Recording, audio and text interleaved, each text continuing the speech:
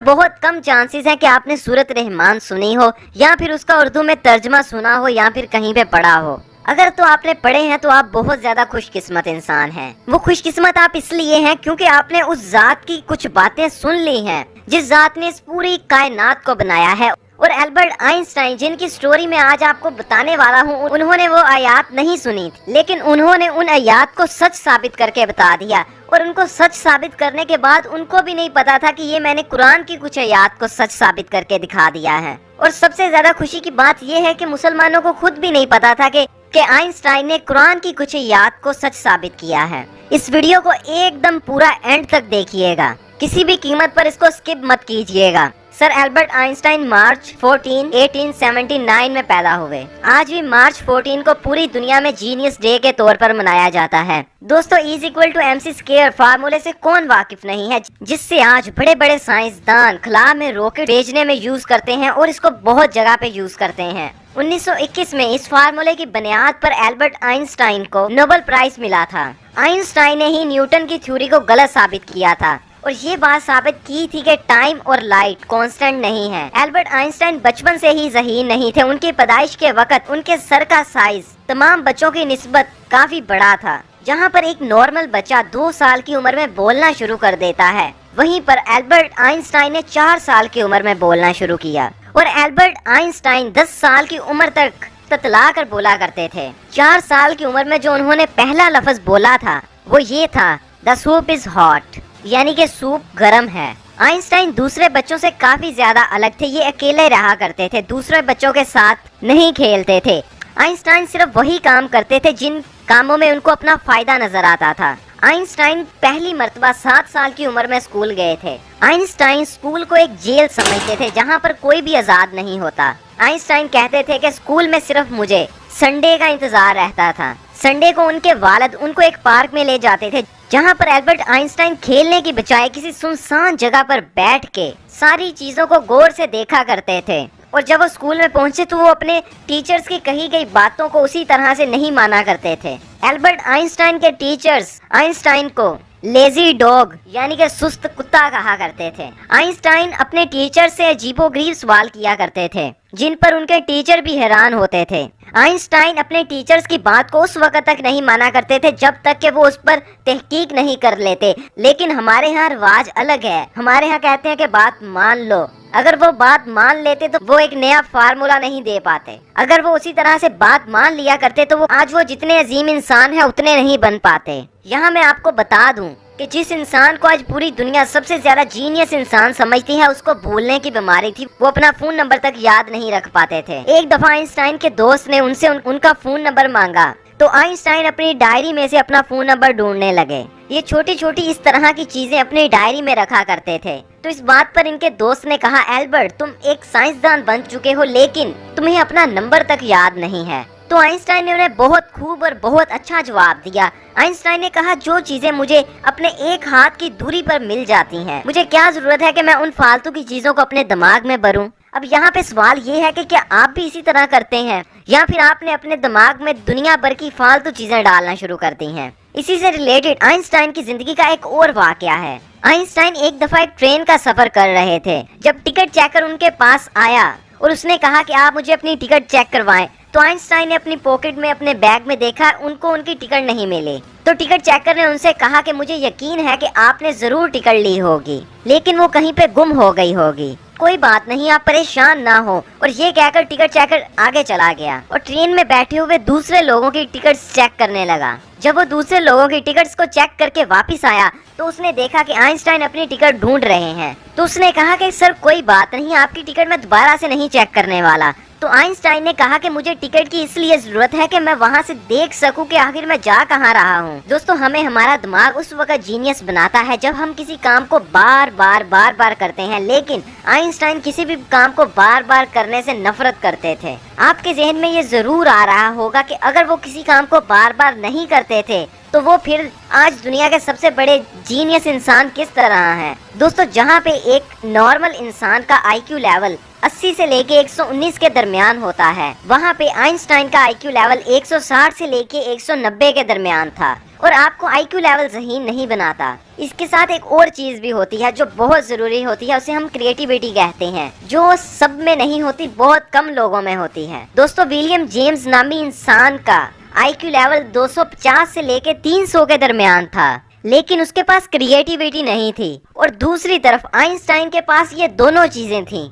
Einstein कहते हैं कि जिसने अपनी जिंदगी में गलती नहीं की उसने अपनी जिंदगी में कुछ नया किया ही नहीं है। हर कोई अपने काम में महारत रखता है, किसी का किसी से कोई मुकाबला नहीं है। और ये अल्फाज आइंस्टाइन ने स्कूल से तंग आकर कहे थे कि हमारा स्कूल सिस्टम एक मछली को ये सिखाता है कि दरख्त पे किस तरह चढ़ा जाता है, और मछली पूरी जिंदगी मेहनत करके दरख्त पर नहीं चढ़ पाती और वो समझती है कि जैसे मैं बहुत ज्यादा नालायक हूँ। कॉलेज लाइफ में टीचर्स आइंस्टाइन को क्लास में कम और बाहर ज्यादा रखते थे। क्या तुम यूनिवर्स के सीक्रेट्स के जरिए इस इक्वेशन को सॉल्व करने के बारे में सोच रहे हो? नहीं सर, मैंने पहले ही इसे सॉल्व कर लिया है। Get out. पर मेरी गलती क्या है सर? तुम्हारी मौजूदगी से क्लास में मेरा रिस्पेक्ट कम हो जाता है। पर ये तो कोई ऑब्जेक्टिव रीजन नहीं हुआ। आउट।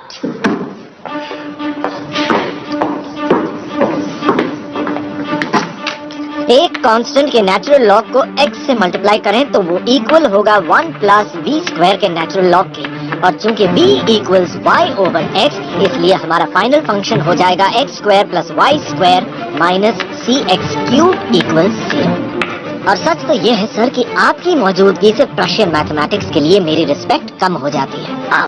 आइंस्टाइन अपने टीचर से कहा करते थे, जो आप पढ़ा रहे हैं ये हमारे किस काम का है, ये हम खुद भी कर सकते हैं। आइंस्टाइन मैथ और फिजिक्स में इतनी ज्यादा महारत रखते थे कि पूरी क्लास में हमेशा टॉप करते थे, लेकिन बाकी सारी किताबों में फेल हुआ करते थे। यही वजह है कि उनका दिमाग के बारे में आज भी बहुत ज्यादा चर्चा है। उनकी मौत के बाद उनका दिमाग आज भी महफूज करके रखा हुआ है। 17 अप्रैल 1955 में अचानक आइंस्टाइन की हर्निया में इंटरनल ब्लीडिंग होने लगी। उन्हें उसी वक्त हॉस्पिटल ले जाया गया। डॉक्टर्स ने आइंस्टाइन से कहा कि एक छोटी सी सर्जरी करना पड़ेगी और वो सर्जरी ही आपको बचा सकती है, और अगर ज्यादा खून बहने लगा तो आप जान से भी हाथ धो सकते हैं। तो डॉक्टर्स की इस बात का जवाब उन्होंने ये दिया कि मुझे जितना जीना था मैंने जी लिया है, अब मेरा जाने का वक्त आ गया है। अगले ही दिन 18 अप्रैल 1955 को आइंस्टाइन की मौत हो गई। दोस्तों, हम कुछ भी कर लें, जिस तरह से मर्जी कर लें, हम इस यूनिवर्स से बाहर नहीं जा सकते, या फिर आप कह सकते हैं कि हम आसमान से बाहर नहीं जा सकते।